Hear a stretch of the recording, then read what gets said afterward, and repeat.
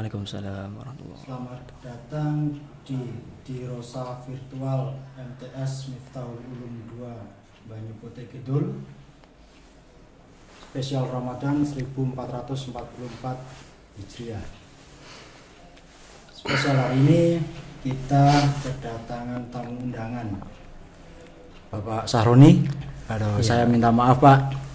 Kru juga minta maaf karena ini Pak, saya pun dadakan mengundang jenengan pun dadakan dan saya nervous ini Pak.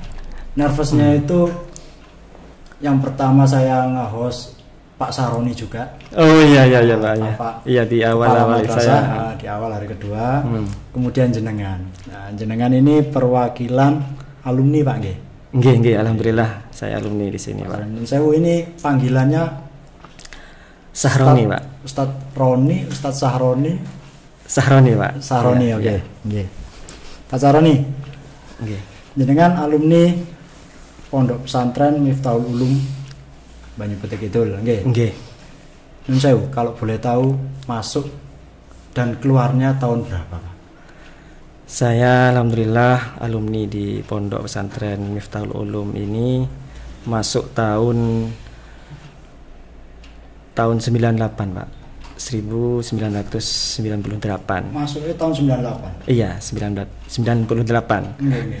Artinya setelah saya itu lulus karena saya MI alis lah di tetangga desa saya tahun 1998. Terus habis itu saya berkeinginan mau mondok di sini di Banyu Putih ini. Dari 98 ke 2008. Oh, awet Pak ya.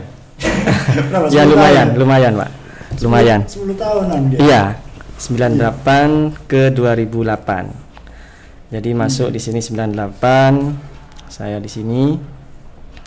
Kemudian karena memang pendidikan di non formal sini diniyahnya itu 6 tahun. Kemudian habis diniyah, madrasah diniyah, habis itu lulus ke madrasah senawiyah diniyah. Itu 3 tahun. Jadi itu sudah 9 tahun ya Pak ya. Habis itu karena saya mau masuknya di sini ngetes, artinya tidak ngetes itu begini Pak. Masuk di sini tidak mulai dari kelas 1, artinya ngetes di kelas 2 dan alhamdulillah lulus masuk dari kelas 2. Jadi mengurangi 1 tahun Pak. Dari kelas 2 kemudian lulus di situ madrasah diniyahnya, kemudian lanjut ke MTS madrasah senawiyah diniyah itu 3 tahun. Setelah itu sudah lulus itu ditugaskan oleh pondok Pak. Artinya pengabdian selama kewajiban itu 1 tahun. Dan alhamdulillah saya sampai 2 tahun tugasnya itu Pak. Di mana? Pertama di Kabupaten Jember, tepatnya di Kecamatan Bangsal Sari, Kecamatan Balung Pak, ikut ke Balung karena memang dekat itu perbatasan dengan Bangsal Sari, Kecamatan Bangsal. Tapi saya tepatnya di Kecamatan Balung, desanya Curah Lele. Itu ini tugas pertama. Ada ini rekan-rekan yang sekarang lagi tugas. Nggih Pak. Ustadz Bakir sama Ustadz Amir nggih. Ustadz Amir itu di Ustadz Bakir sama Amir ini di luar pulau sekarang. Paling jauh.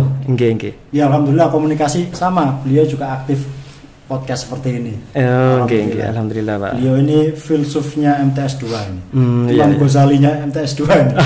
Alhamdulillah. Guru terkait kitab-kitab Imam Ghazali dari beliau. Mungkin Pak, nun sewu Pak, karena saya bukan pondokan Pak. Saya ini iri sama teman-teman ini yang lulusan pondok. Jujur saya pengen pondok, cuman karena keluarga pengennya wis awakmu sekolah umum ae, mbah-mbahmu kabeh bulik-bulik, pakde-pakde pondokan kabeh, kamu di ini sekolah umum. Itu sebenarnya pengen pondok. Nah, jadi malam ini nun sewu Ustadz Sahroni, boleh ndak saya minta jenengan untuk membahas tentang Al-Ghazali Pak. Terus saya anggap saya ini ngaji sekarang. Oh, sama-sama Pak. Ini kan istilahnya dirosah ya. Artinya saling belajar lah. Ya alhamdulillah, sebelumnya saya ucapkan terima kasih banyak kepada khususnya kepada Kepala Madrasah MTS Miftahul Ulum 2 yaitu beliau Ustadz Sahroni SPDI MPD yang telah mengundang saya untuk mengisi acara di podcast yang diadakan MTS Miftahul Ulum 2 ini. Saya kali mungkin acara podcast. Alhamdulillah saya mewakili dari alumni pondok pesantren di sini dan dipercayai. Saya sangat bersyukur punya sahabat seperti Ustadz Sahroni dan saya masih diingat Pak. Diingatnya saya diundang di sini Pak untuk mengisi materi teman-teman yang kemarin menyambung silaturahmi. Menyambung silaturahmi. Ini juga sebagian daripada hikmah di bulan Ramadan Pak. Amin. Ya. Nun sewu Pak. Saya masih penasaran ini, karena latar belakang saya ini psikologi, saya selalu pengen tahu, kepo ya istilahnya sekarang ini kepo. Pengen menggali kesan. Jadi ada background, pasti seseorang menjadi sekarang ini pasti ada background di masa lalu. Nah, pertanyaannya sih lebih ke pribadi Pak nggih. Oh nggih Pak. Kesannya jenengan, kesannya Pak Sahroni selama mondok ini piye Pak? Enak apa enggak Pak? Oh ya, kesan-kesan itu pasti ada Pak. Kesan-kesan itu ya. Kalau saya pribadi kesan-kesan selama saya menjadi santri di sini dan sudah dirasakan sewaktu keluar dari pondok ini, sudah menjadi alumni sekarang Pak ya. Ya memang banyak lah Pak kesan-kesan, terutama kesan-kesan yang baik lah Pak inti. Yang paling terkesan itu pas saya waktu tugas Pak ya. Ini yang sangat terkesan bagi saya. Kenapa? Kesannya itu yang sangat saya rasakan adalah kalau bahasa Islaminya itu karomah Pak ya. Karomahnya dari Syekhona itu sangat terasa Pak pada waktu santri itu ditugaskan. Artinya guru bantu itu istilahnya kalau sekarang itu memang tidak tidak dibiarkan oleh Syekhona Pak. Artinya memang ada setruman Pak. Kalau bahasanya karomah itu kan ya disetrum dari jarak jauh Pak, seperti itu.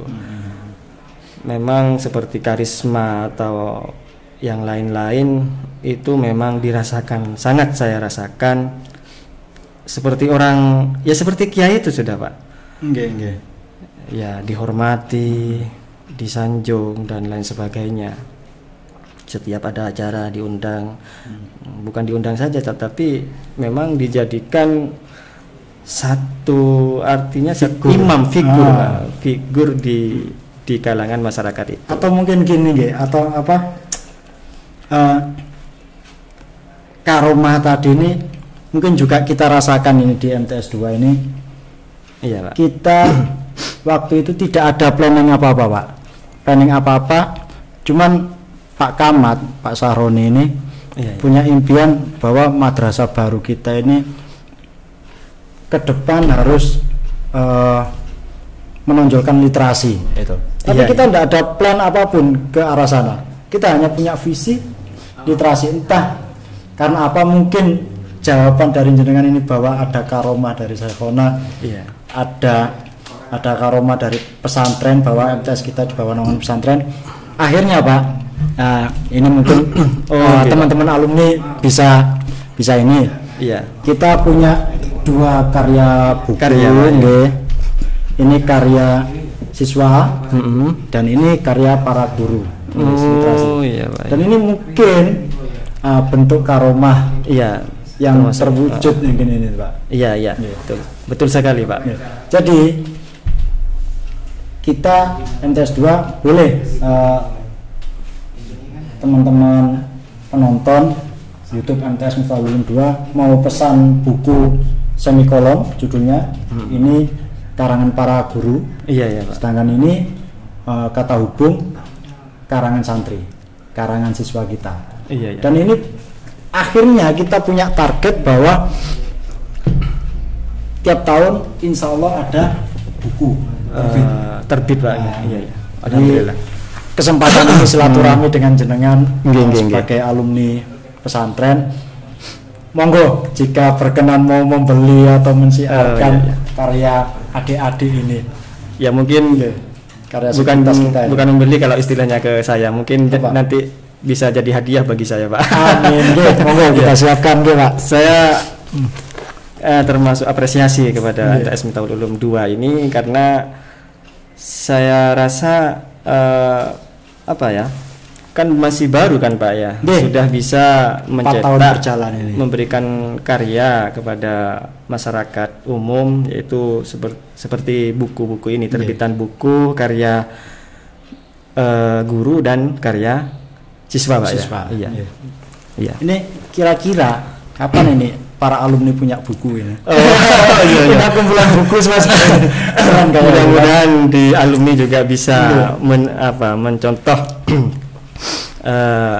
ini karya-karya baiknya daripada MTS Miftahul Ulum 2. Nggih, Pak. Terima kasih banyak dan saya Ustaz Saroni sebagai alumni kesibukan apakah jadi guru ngaji atau apa? Ini saya ini awam terkait alumni pondok ini seperti apa saya?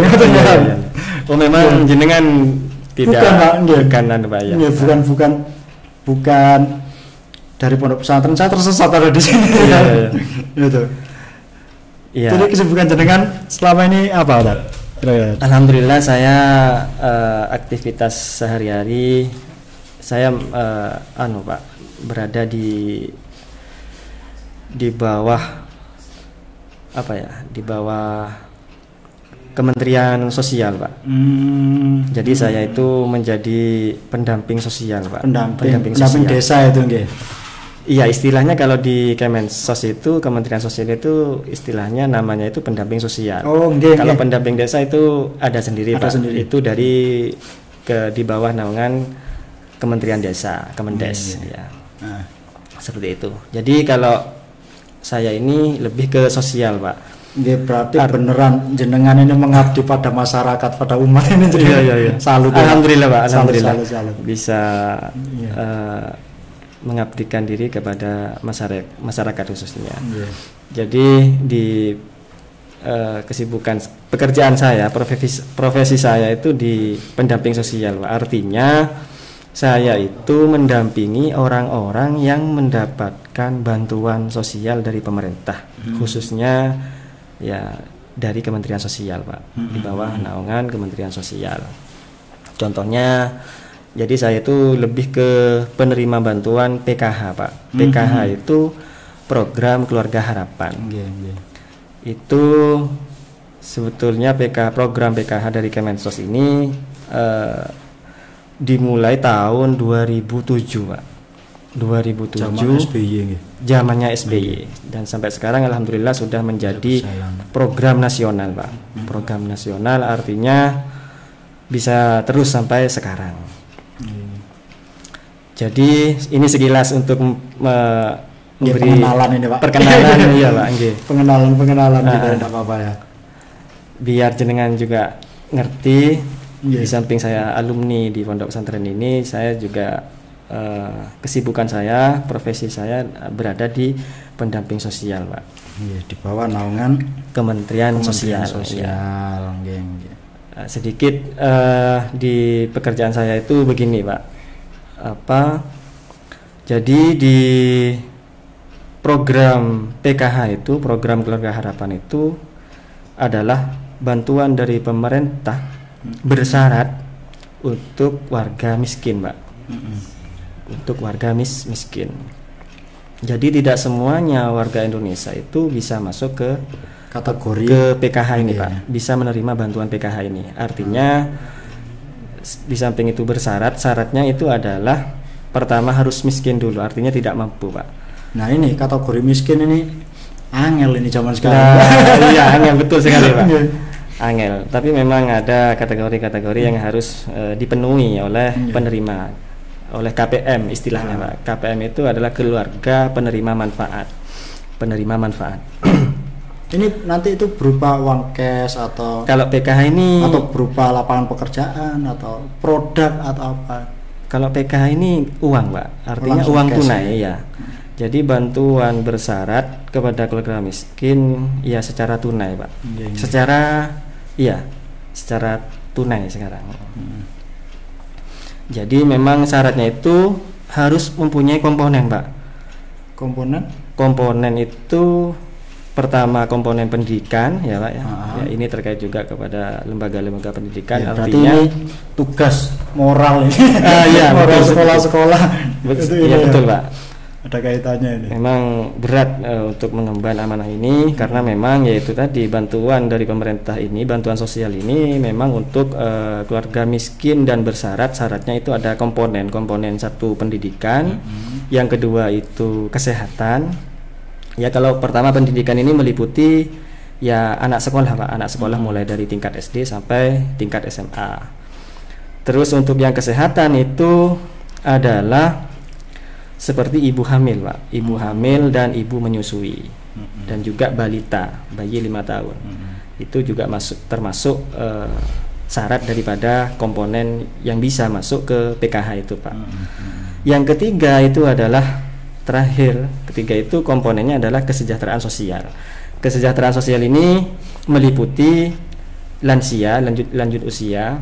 Artinya lanjut usia itu kalau sekarang kebijakannya itu mulai 60, umur 60 Pak ya. Jadi karena memang kebijakan pemerintah itu berubah-berubah Pak tiap tahun. Kalau awal-awal itu yang bisa masuk kategori lansia ini 70 tahun Pak. Awalnya seperti itu, 70 tahun. Terus dievaluasi. Dievaluasi karena memang kalau umur 70 tahun ini kebanyakan orang sudah tidak nyampe Pak ya. Untuk rentang hidup manusia Indonesia.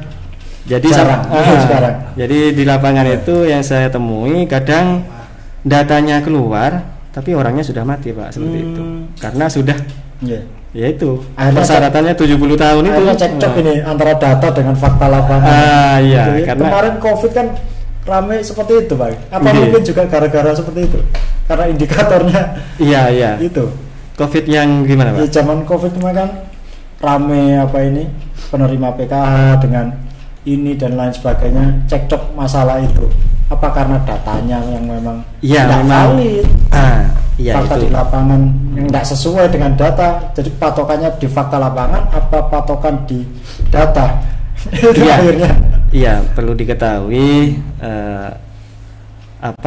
memang data yang ada di pemerintah pusat itu memang artinya orang pusat itu tidak moro-moro mendapatkan data Pak. Artinya memang pengusulan dari bawah dulu, artinya dari pemerintah desa. Ya pemahaman orang-orang kan yang kurang ngerti lah Pak, masalah data itu dikira dari pusat. Ternyata tidak, karena memang ada proses yang harus dilalui dari bawah, dari pemerintah desa. Kalau tidak dari pengajuan data dari pemerintah desa, tidak mungkin pusat itu mengetahui data-data tersebut, seperti itu Pak. Dan saya juga merasa memang Pak, data yang dulu diajukan kemudian keluar tidak sesuai lah Pak ya itu tadi. Karena yang saya rasakan itu memang di pemerintahan bawah itu, pemerintah desa itu kan memang berubah-berubah Pak ya. Jadi dari masanya Pak Kepala Desa ini itu pasti di bawahnya itu perangkat-perangkatnya kan ya, kalau kepala desanya ini yang mungkin yang jadi perangkat atau kampung kasun RT RW-nya pasti orang-orangnya Pak Kades kasus itu Pak. Nah itu setelah pas waktu datanya turun, ini beda lagi. Yaitu memang harus kita, dan alhamdulillah sekarang itu sudah bisa lebih menyiasati data-data yang dikira kurang valid dan kurang sesuai itu Pak. Artinya sekarang itu memang harus dimusyawarahkan dulu di desa untuk pengajuan data kemiskinan. Pak, saya potong dulu. Berarti tugas jenengan ini memang selain mendampingi juga ada tindakan preventif, yaitu menggalakkan literasi nih. Terkait data ini kan berarti membaca data yang benar itu bagaimana, terus pemahaman hukumnya bagaimana. Berarti ini tugas jenengan sama ini dengan kita ini. Oh, sama literasi ini berarti. Iya, memang sekarang ini memang zamannya literasi, Pak ya. Iya, zamannya memang sudah modern. Jadi memang ya itu tadi, Pak. Masalah data memang harus kita kawal dengan sebaik mungkin biar tidak terjadi salah untuk penilaian daripada masyarakat.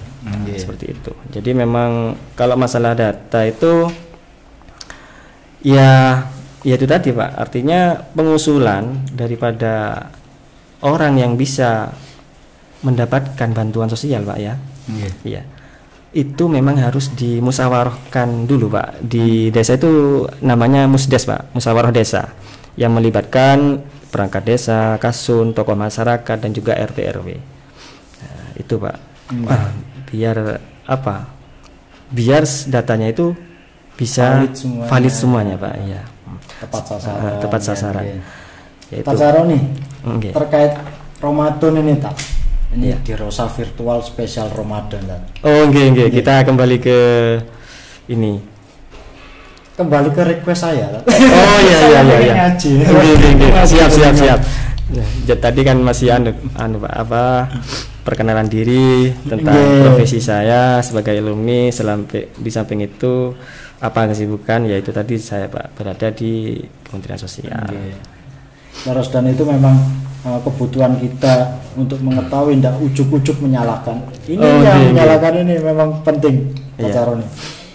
Dan terkait request saya maafin, Pak. Saya maksa ini. Siap, Dad.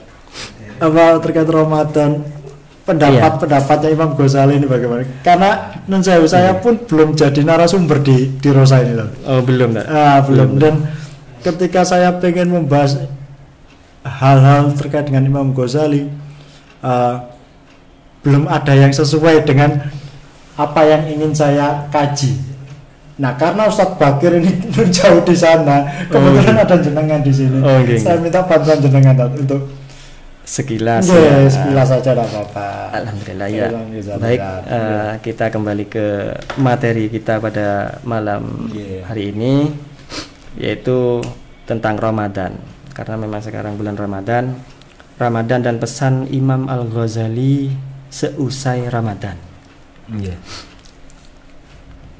Ramadan itu ya banyak kita sudah mendengar daripada pemateri sebelumnya, yaitu bulan ibadah, Pak.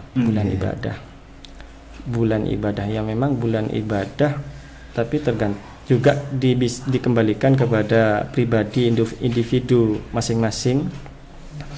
Bulan ibadah yang mana Ramadan itu banyak keistimewaan di dalamnya. Karomah yang jenengan sebutkan di awal tadi, banyak karomahnya. Banyak barokah.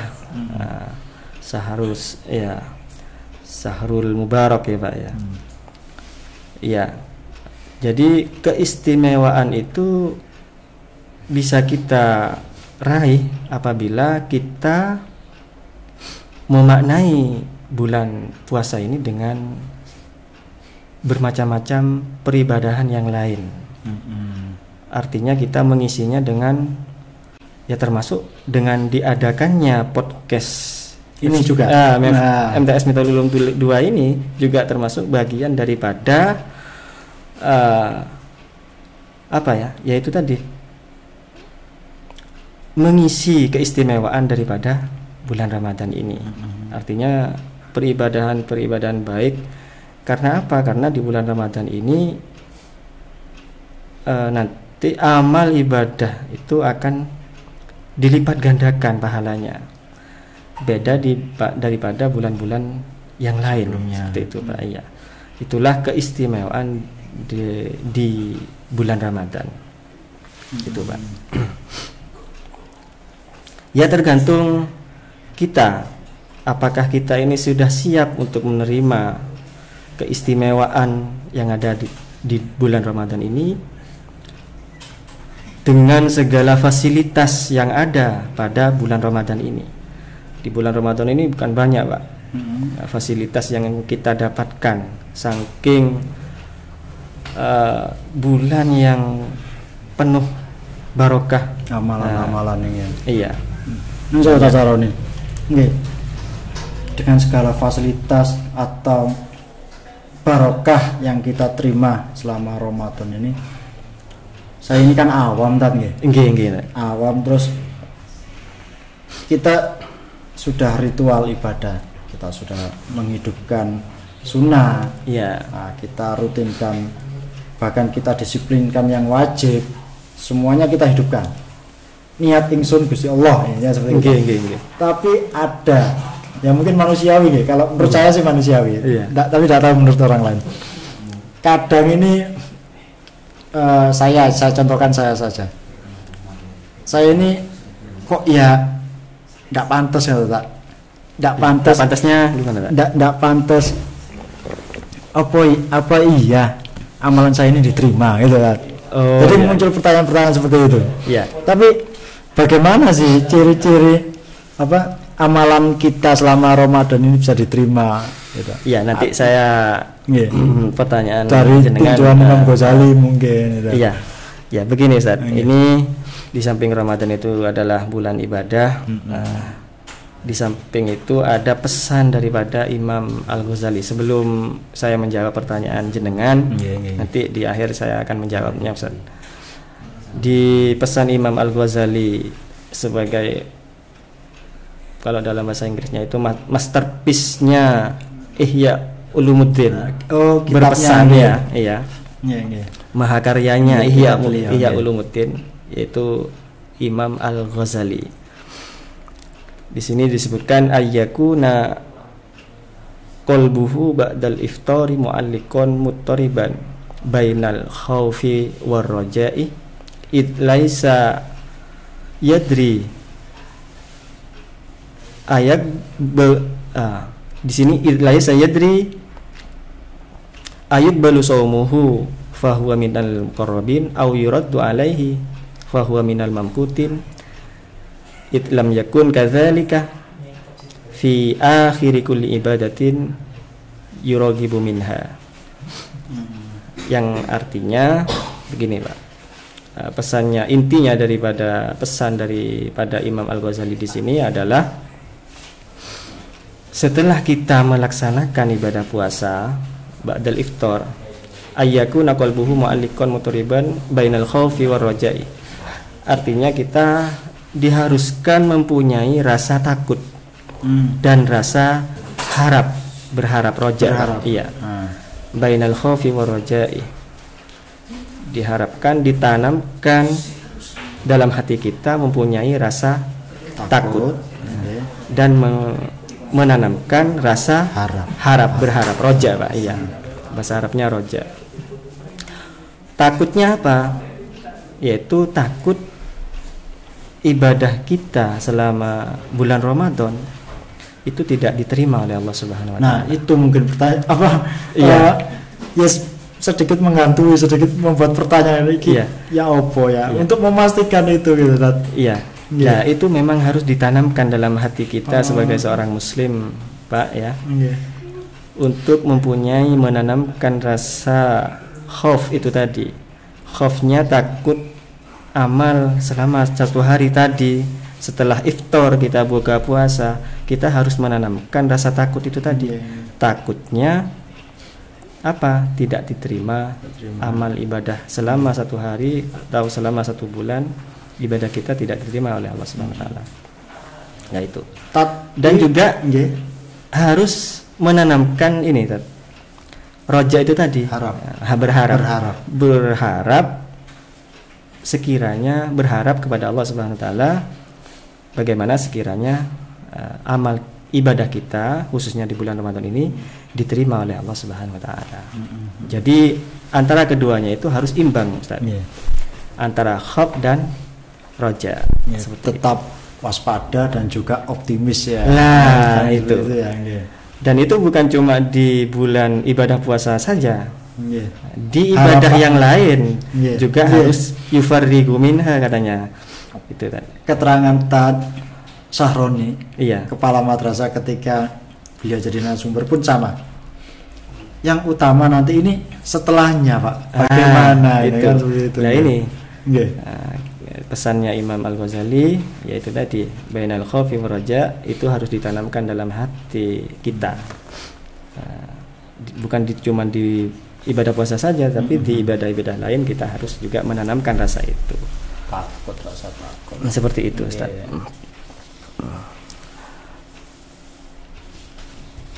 Tapi manusiawi. Gimana, jujur Ustaz? Saya pun sering kadang lepas kontrol. Kadang ada keinginan apa ya? Ya keinginan seperti sebelum Ramadan. Kemudian istighfar lagi, terus kemarin kan ada nih Ustadz Wiwin ya. Ustadz Wiwin ngisi podcast ini juga narasumber. Beliau menjelaskan perbanyak istighfar dan ya alhamdulillah memang ada ini. Iya, memang harus di bulan Ramadan ini kita harus apa sekiranya di bulan Ramadan ini kita isi dengan segala macam ibadah di situ, Ustaz. Dalam bentuk kegiatan apapun seperti sedekah dan lain sebagainya. Karena memang itu tadi kita bagaimana sekiranya mendapatkan pahala yang bisa dilipat gandakan di bulan ini. Gitu. Ya, seperti apa yang ditanyakan Ustadz tadi, yang ditanyakan apa ciri-ciri amal kita amal ibadah kita diterima oleh Allah Subhanahu wa taala. Kita kadang takut. Tidak yakin ya. Iya. Menurut Syekh Ibnu Athaillah As-Sarkandi di kitab Al-Hikamnya disebutkan di sana yang bunyinya man wajada samrata amalihi ajilan fahuwa dalilun ala wujudil qabul. Itu Ustaz. Yang artinya barang siapa yang memetik buah amal seketika yaitu di dunia, itu dalilun ala wujudil qabul. Itu pertanda dalil bahwasannya ibadahnya diterima oleh Allah Subhanahu wa taala. Kita contohkan saja perilaku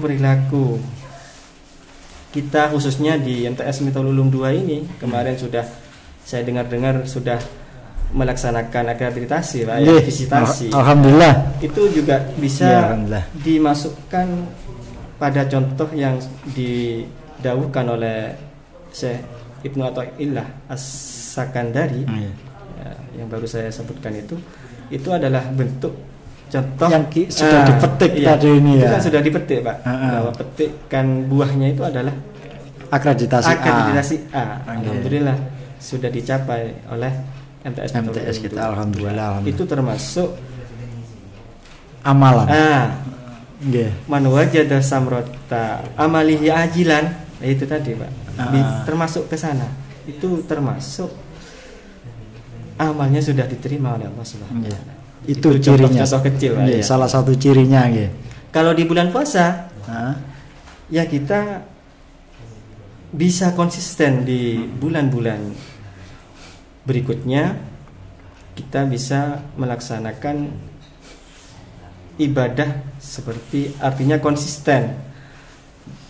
Di bulan Ramadan kita menjalankan tadarus, khatmil Quran, sedekah. Setelahnya pun juga sama. Setelah pun itu kita bisa konsisten sama-sama. Kita kalau paling bisa tidak meningkat, paling tidak minimalnya itu biasanya di bulan Ramadan kita hatam sampai 5 kali. Jadi di bulan berikutnya paling tidak kita bisa menghatamkan Al-Quran itu 1 kali saja dalam 1 bulan. Minimal. Tapi kalau bisa meningkat kan Iya. Sedekah pun juga seperti itu. Artinya bukan cuma di bulan Ramadan ini kita bersedekah, tapi di bulan-bulan yang lain kita diharapkan juga konsisten untuk bersedekah. Gitu, tapi nun sewu, jenengan tadi menyebut bahwa amalan kita seketika itu dipetik, apa bahasa tadi? Dipetik di amalan yang ini kita peroleh di dunia kan, ngoten ya. Iya. Ini ada satu cerita, Pak. Boleh ya, Pak, ya, cerita? Iya, monggo. Jadi sampai Ramadan hari ini, Ramadan tahun ini, di Ramadan kemarin itu, khususnya saya sama istri saya selalu mendapatkan ini, entah musibah, entah ujian, entah cobaan, saya tidak tahu. Tapi yang pasti saya merasa ini kebodohan saya sendiri. Tiap tahun itu, Pak. Dan saya yang namanya belajar gitu. Saya ini berusaha belajar menjadi orang baik, walaupun dicap tidak baik, dimaknai berbeda, saya tidak peduli juga. Cuman saya lakukan istighfar, ya apapun saya lakukan. Setiap doa saya tiap tahun, jadi tiap tahun itu doanya beda-beda, dan itu terwujud paling lama itu 3 bulan setelah Lebaran. Itu selalu saya alami. Yang terakhir itu ya mungkin ini ya, sampai jadi guyonan saya sama nyonya kadang. Iya. Setiap hari saya berdoa, ya Allah, kulo nyuwun yotro 100 juta. Okay. Setiap hari saya gumamkan itu, salah satu doanya. Terus doa yang lain, ya Allah, sehatkanlah anak istri saya, karena saya tidak punya uang untuk mengobati mereka jika mereka sakit. Waktu itu. Lalu doa berikutnya, minta uang 100 juta. Setiap hari sampai setelah Lebaran pun saya teruskan itu. Iya. Dilalah saya dapat kontrak, dan pas hari Jumat juga saya sedang mencari pekerjaan lain. Lalu sebelum sholat Jumat ada orang ke rumah. Jam 10 kan masjid biasanya kan sepi tadi ya. Iya. Itu saya saking budreknya itu saya ada di masjid sudah. Saking budreknya perkara duniawi itu. Iya. Budrek saya ada di sana. Wis isinin cuman nangis tok sama Gusti Allah. Itu. Solusinya menurut logika saya cuman butuh uang tok. Iya. Itu. Tapi jangan lupa, Ustaz, masih ada Allah gitu kan. Lagi, itu tok saya. Hanya Engkau yang bisa menyelamatkan saya. Betul. Itu. Selama saya masih hidup, Engkau sandaran saya. Intinya seperti itu. Ternyata ketika saya ada di masjid menunggu sholat Jumat, ada tamu dari Surabaya. Intinya ngasih pekerjaan, ngasih job, dan itu tidak langsung deal. 3 bulan berikutnya baru deal. Nah, kontraknya seharusnya lebih dari 100 juta. Tapi entah kenapa jadinya 100 juta sesuai doa saya. Akhirnya guyonan saya ini sekedar guyonan, bukannya kita tidak bersyukur atau apa. Ngerti ngono doa 1 miliar apa 100 miliar gitu. Dan rangkaian yang saya lakukan ya sama, saya mendengarkan ceramah para yai, para ustadz, para dai. Saya ngikuti apa yang diperintahkan, bahkan caranya Nabi berdoa pun saya ikuti. Saya waktu itu ngikuti cara doanya Nabi Muhammad sama cara doanya Nabi Ibrahim sama Nabi Musa. Iya, Ustaz. Amalan Nabi Musa Senin Kemis saya lakoni gitu. Apa saya lakoni gitu waktu itu, dan sesuai dengan ini jenengan tadi. Ya sedikit ada jawaban lah. Oh ternyata gini, bukan karena saya sakti, enggak. Ini semuanya karena Gusti Allah ini semuanya. Tapi kembali ke kita memang ya, Tan. Iya. Ya tergantung ya kita yang menjalankannya. Itu tadi man wajada samrata amalihi ajilan fahuwa dalilun ala wujudil qabul. Jadi kalau kita mau mengetahui ciri-ciri amal kita diterima oleh Allah, yaitu kita bisa memetik buah seketika, yaitu di dunia ini. Seketika itu juga. tidak terlepas dari usaha yang kita lakukan sebelumnya. Seperti itu, Ustaz. Nah, tapi ngomong usaha enggak usaha loh Ustaz. Jujur enggak usaha loh. Iya. Pernah juga selain kejadian itu. Saya pengangguran, kayak ngapa-ngapain apa enggak. Nongkrong aja di amben apa? Bambu yang amben lewat. Iya. Bambu yang dirangkai itu. Nongkrong aja di situ, pengangguran.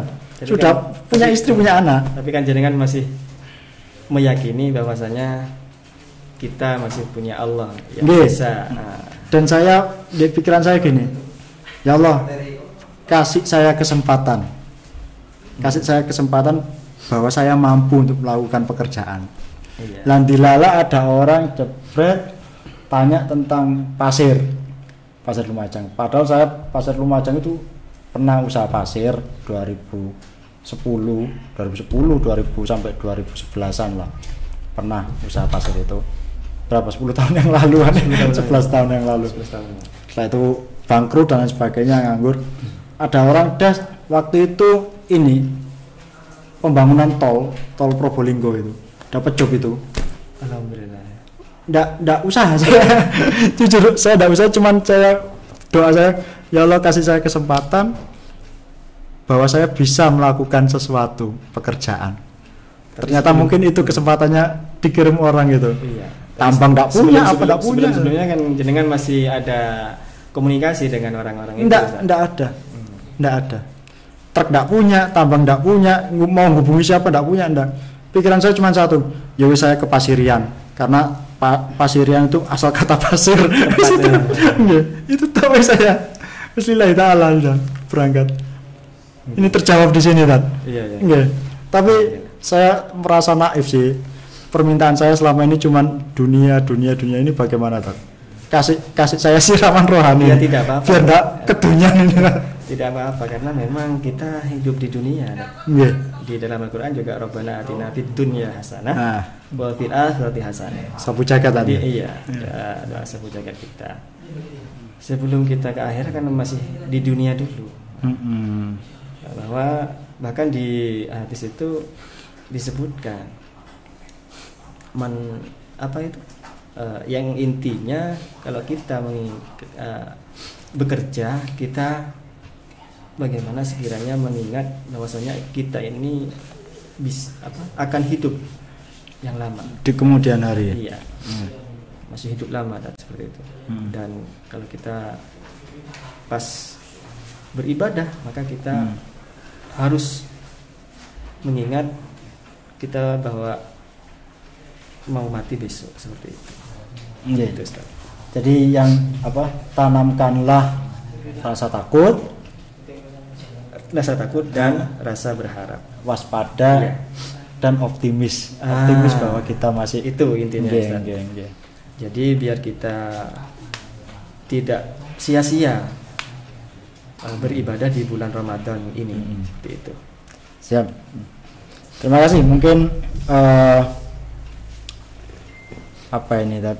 pembahasan di Rosa virtual kita ini sebenarnya bisa panjang ya. Bisa panjang. Iya. Namun saya minta maaf karena sudah malam juga mewakili kru juga undangan dadakan Iya, tidak apa-apa Ustaz.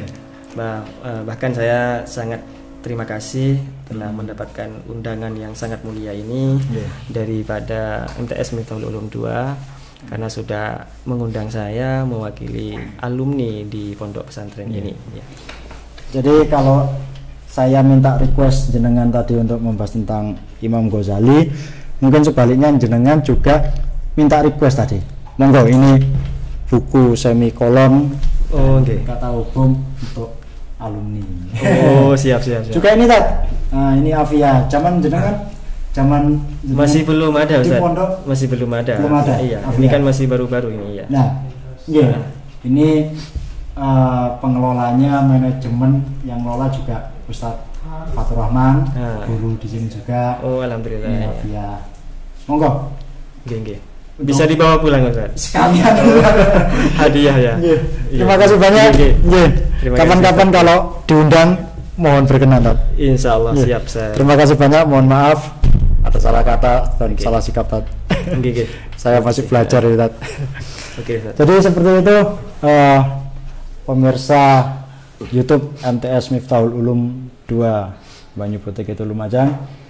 Tamu kita Ustadz Sahroni, perwakilan dari alumni Pondok Pesantren Miftahul Banyu Putih Kidul. Saya sangat terima kasih Tat, mewakili Sivitas Madrasah. Sama-sama. Sangat berterima kasih. Saya akhiri, kita bertemu lagi dengan narasumber lain yang insya Allah bisa berganti topik dan lain sebagainya. Yang pasti sesuai dengan yang disampaikan oleh Ustadz Kepala Madrasah Bapak Sahroni. Ramadan ini kita buat bahagia. Nah, itu kata kuncinya, Ramadan kita berbahagia. Terima kasih. Wassalamualaikum warahmatullahi wabarakatuh. Waalaikumsalam.